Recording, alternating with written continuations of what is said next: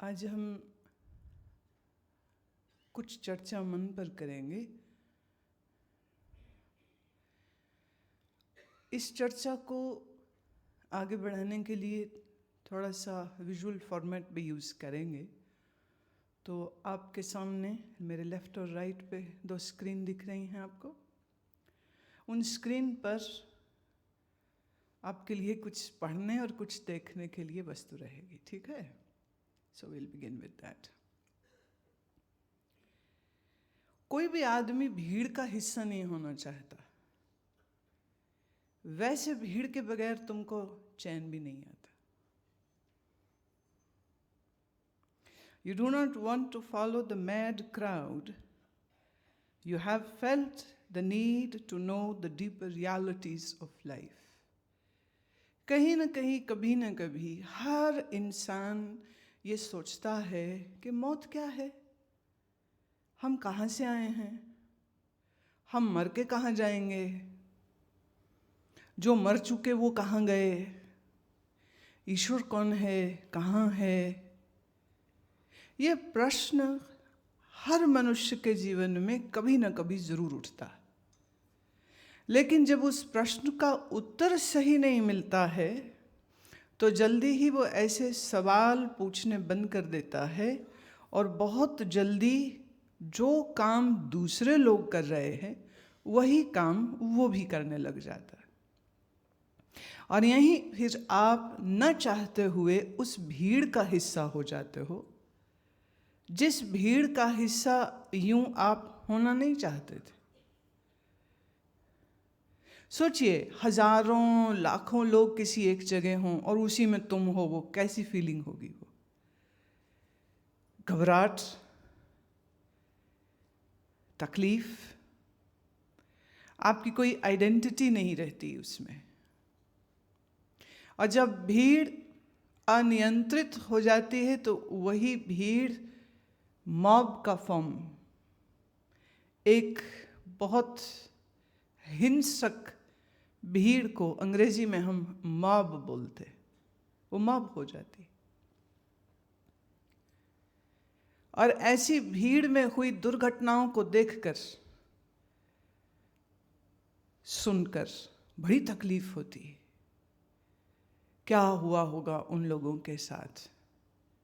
और फिर भीड़ से कुछ डर भी लगने लग जाता है कि भीड़ की जगह से ही दूर रहो, क्योंकि पता नहीं वहां कब क्या हो जाए। लेकिन आदमी जब जन्म लेता है तो वो बिल्कुल नितांत अकेला होता है। फिर अपने साथ अपने परिवार, अपने माँ पिता, अपने भाई बहन, अपने रिश्तेदार, दोस्तों, पड़ोसियों के साथ परिचय होता है। फिर जल्दी ही उसको ये भी समझ आ जाती है कि हम किस धर्म से हैं, किस जाति से हैं। तो मेरी जाति वाले लोग मेरे हुए, जो मेरी जाति के लोग नहीं हैं वो हमसे अलग हुए, जो मेरे धर्म के लोग हैं वो मेरे हुए, जो मेरे धर्म के नहीं हैं वो मुझसे अलग हो गए। तो एक अपना ग्रुप दिमाग में बन जाता है, और यही ग्रुप को हम हिंदी में भीड़ कहते हैं। भीड़ के पीछे पीछे मूढ़ लोग चलते हैं, ऐसा ज्ञानियों का कहना है। और समझदार इंसान भीड़ का हिस्सा नहीं होता, वो अपने लिए एक नई राह बनाता है। सवाल ये उठता है कि आप कहाँ हो? आपने अपने लिए राह बनाई है या आप भी भेड़ चाल का हिस्सा हो? इसी को समझेंगे।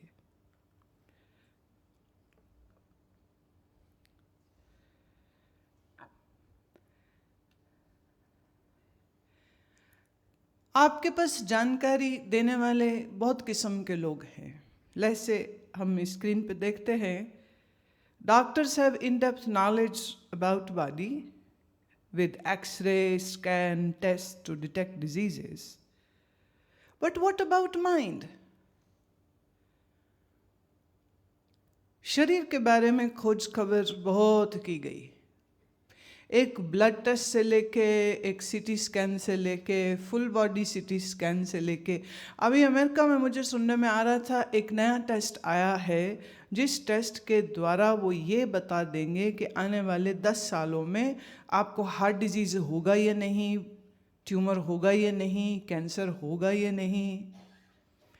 ना केवल वो बताएंगे बल्कि एक वहाँ की प्रसिद्ध अभिनेत्री ने ऐसा ही एक टेस्ट करवाया जिससे ये पता चला कि उसके शरीर में ब्रेस्ट कैंसर का जीन है। जीन है ये पता लगते ही उसने डबल मैमेक्टोमी सर्जरी करवा दी, मतलब दोनों स्तन कटवाने की सर्जरी करा दी। आने वाले 2 या 3 या 4 साल में अगर वो कैंसर हो गया तो कीमियोथेरेपी और ये और वो, और उस समय पर सर्जरी करते हैं, लेट पता चला कैंसर फैल जाएगा, मैं मर जाऊंगी, तो ये खतरा मैं मोल क्यों लूँ? कैंसर होगा ये उन्होंने कह दिया, तुम्हारे अंदर जीन है, उसके वजह से एक एक्सट्रीम स्टेप उसने ले लिया। अभी कैंसर हुआ नहीं है लेकिन स्तन में कैंसर हो सकता है, इस संभावना से उसने सर्जरी करवा ली। साइंस बड़ी दूर तक पहुंच गई। अब उसके नतीजे अच्छे हैं या बुरे, ये एक फिर डिबेटेबल इशू है। उसके लाभ हैं या हानियां हैं, ये एक अलग मुद्दा है। लेकिन आपके शरीर के बारे में जानकारी रखने के लिए हमारे पास डॉक्टर्स हैं, मेडिकल साइंस है, वैद्य है, होम्योपैथ हैं, डायग्नोस्टिक लेबोरेटरीज हैं। आपको क्या हुआ, आपके थूक से, मूत्र से, आपके स्टूल से टेस्ट करके बता देते हैं भाई ये वायरस हो गया, या ये बैक्टीरिया बढ़ गया, या ये हुआ, या आपके शरीर में हीमोग्लोबिन कम है, या LDL ज़्यादा है, या कोलेस्ट्रॉल ज़्यादा है, तो अब आप ये दवा खाइए तो इससे ठीक हो जाएंगे। ये ज्ञान देने के लिए बहुत से डॉक्टर्स आपको आपके समाज में मिलते हैं। लेकिन अगर मैं प्रश्न करूं आपके मन के बारे में क्या जानकारी देने वाले कोई डॉक्टर हैं? अच्छा, जिनको हम कहते हैं मनोचिकित्सक, उनके बारे में धारणा ये है कि जब कोई आदमी पागल हो जाता है तो अब उनकी ज़रूरत पड़ती है। पुराने ज़माने में हिंदुस्तान में अभी भी किसी किसी कोने में इलेक्ट्रिक शॉक्स दे करके ट्रीटमेंट चलती, और जो बिल्कुल बेकाबू हो जाएं, हिंसक हो जाएं या डिप्रेशन में चले जाएं, ऐसे लोगों को ही किसी मनोचिकित्सक की ज़रूरत होगी। और मान लो कि अगर किसी को जाना ही पड़ जाए तो वो कैंसर से ज़्यादा इसको छुपाता है कि किसी को पता नहीं चल जाए कि मैं किसी मनोचिकित्सक के पास जाता हूँ, किसी साइकोलॉजिस्ट, साइकियाट्रिस्ट के पास जाता हूँ। हालांकि ये धारणा गलत है। लेकिन अगर मैं ये कहूँ कि जैसे हम शरीर के रोगों को पहचान लेते हैं, क्या ऐसे ही मन को पहचानने जानने वाले विशेषज्ञ क्या हमारे समाज में उपलब्ध हैं? क्या हम जैसे ये समझते हैं कि ज़्यादा छींके मारे, नज़ला बहे तो हम कहते भाई इसको जुकाम हो गया, शरीर तप जाए बोले बुखार हो गया, ज़्यादा मोशन होने लग जाए बोले डायरिया हो गया, बुखार 105 के ऊपर क्रॉस कर जाए तो डेंजरस, चेक करिए कहीं डेंगू तो नहीं है, चिकनगुनिया तो नहीं है। शरीर के बारे में अच्छी खासी जानकारी आप सबके पास है। बीपी हाई होता है, लो होता है, हार्ट फेल होता है, पैरालिसिस हो जाता है, शुगर हो जाती है, लीवर डिसऑर्डर होते, स्किन खराब होती है, बहुत जानकारी है। और कभी कभी तो जो डॉक्टर नहीं भी हैं वो भी दूसरों को ज्ञान देने लग जाते, अच्छा ये हुआ ये कर ले, ये हो गया ये कर ले, ठीक हो जाओगे। मेरी नानी बोलती, मेरी दादी बोलती थी, ये ज्ञान भी है। पर अगर हम कहें मन, then the question is, what do you know about your mind?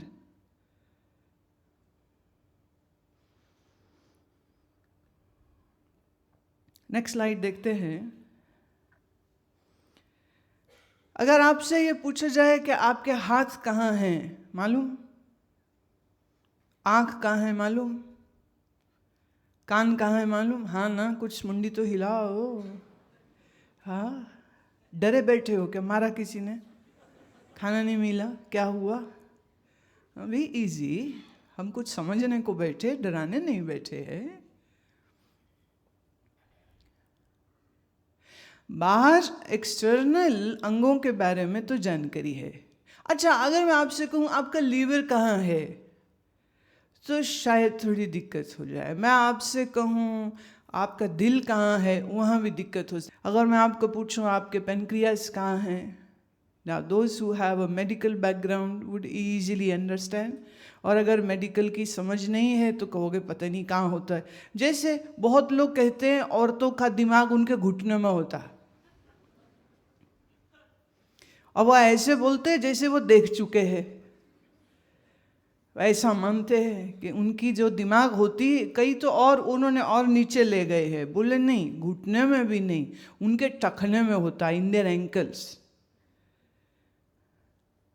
दिमाग कहाँ होता है मोटे तौर पे सब सिर की ओर इशारा कर देंगे, लेकिन अगर मैं कहूँ ऑप्टिक नर्व कहाँ है, नहीं पता। अगर मैं कहूँ कि आपका एमिगडाला कहाँ है, नहीं पता। अगर मैं कहूँ पिट्यूटरी, एक बोले ये टूटरी क्या होती, हमें तो यही नहीं पता है। मैं भाई पहले तो वो टूटरी नहीं होती, वो पिट्यूटरी होती है। अंग्रेजी में उसको यही बोलते हैं, कह रहे हमको क्या पता है, नहीं है, हमें उसकी कोई खबर नहीं।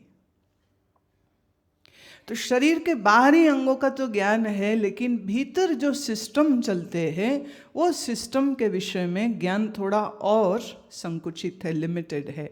But if I ask you where is your mind, शरीर में मन कहाँ है?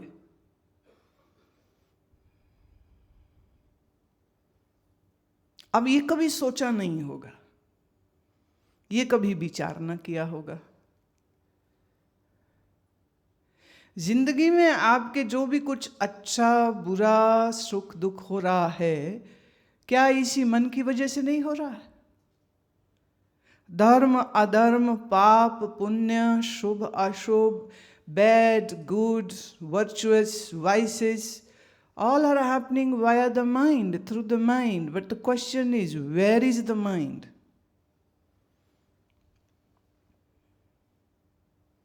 अनुमान लगा में तो क्या लगता है कहाँ होगा?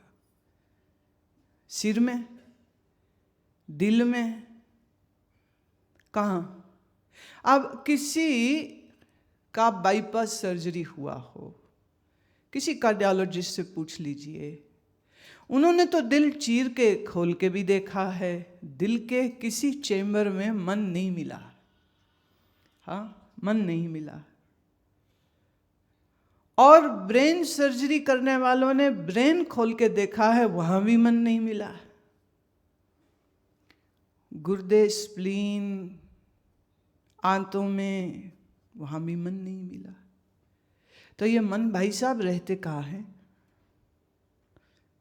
सारी मुसीबतें डाल के खुद पता नहीं कहाँ छुप के बैठे हुए। मुझे एक बड़ा पुराना गीत है वो याद आ रहा है। हाँ, बड़ा पुराना गीत। वो गीत जो है वो है तो किसी और के लिए, लेकिन फिट यहाँ किसी और जगह हो रहा। जरा सामने तो आओ चलिए, यूं छुप चलने में क्या राज है। छलिया वो किसको कहते? अपने प्रियतम को कह रहे। हम यहां किसको कह रहे?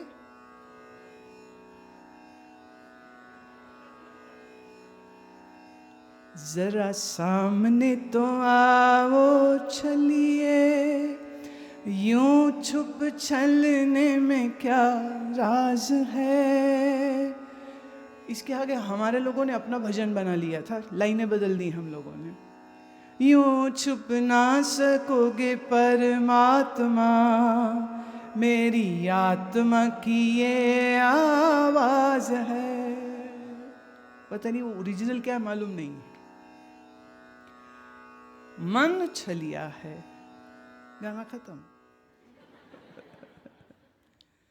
मन छलता है, मन छलता है, और मन कैसे कैसे छल जाता है ये पता भी नहीं चलता है। लेकिन आज इस छलने वाले मन को ढूंढेंगे, समझेंगे और कोशिश करेंगे कि इसके संबंध में जो भ्रम है वो दूर हो सके। The doubts, the questions about the mind can be dealt with nicely and so that we can come out of this fog. Next slide देखें। Our sages, by virtue of their tremendous insight and wisdom, fathom the very nature of mind. जिस मन को आंखों से देखा नहीं जा सकता, कान से सुना नहीं जा सकता है, चीर फाड़ करके शरीर में ढूंढा नहीं जा सकता है, किसी सीटी किसी एक्सरे में स्कैन करके जिस मन को देखा नहीं जा सकता है, हमारे ऋषियों ने उसी मन के गहराइयों को समझ लिया। आपका वैज्ञानिक कोई काम करना चाहे तो उसको पहले उसकी लेबोरेटरी चाहिए, मशीनें चाहिए। बिना मशीन, बिना लेबोरेटरी के वो कोई एक्सपेरिमेंट नहीं कर सकता। हमारे ऋषियों ने मन के ऊपर पूरी रिसर्च कर दी, किसी मशीन, किसी लेबोरेटरी, किसी इक्विपमेंट के बगैर। आप अपने वैज्ञानिकों को बड़ा अक्लमंद समझदार समझते हो, लेकिन उनसे उनकी मशीन छीन लीजिए, फिर उससे पूछिए भाई साहब बताओ जरा। दूर की क्या बात है, किसी MBBS डॉक्टर के पास जाइए और उसकी BP मशीन चुरा लीजिए, हटा दीजिए और उसको कहिए बताओ मेरा ब्लड प्रेशर कितना है, नहीं बता सकेगा। कार्डियोग्राम ना हो, उसको बोलो बताओ मेरा ECG का ग्राफ क्या है, नहीं बता सकेगा। EEG की मशीन नहीं हो, वो नहीं बता सकेगा कि दिमाग कैसा चल रहा है। एक्सरे मशीन हो, नहीं बता सकता है कि हड्डियां कहाँ हैं, कैसी हैं, टूटी हैं, फ्रैक्चर है, क्या हुआ। If they don't have their machinery they can not work. लेकिन एक महात्मा, एक ऋषि ने बिना किसी बाहरी साधन के उसको समझ लिया जो यूं मन के चक्कर में पड़े हुए हैं, वो तो मन को समझ नहीं सकते हैं, और मन को समझने के लिए कोई मशीनरी भी पॉसिबल नहीं है। मशीन से आप बाहर किसी ऑब्जेक्ट को, किसी वस्तु को तो समझ लोगे, लेकिन तुम्हारे अंदर जो है और जो कोई एक फिजिकल अंग की तरह भी नहीं है, उसको कैसे समझा होगा। तो ऋषियों का ज्ञान आपके तथाकथित वैज्ञानिकों से बहुत ऊंचा है।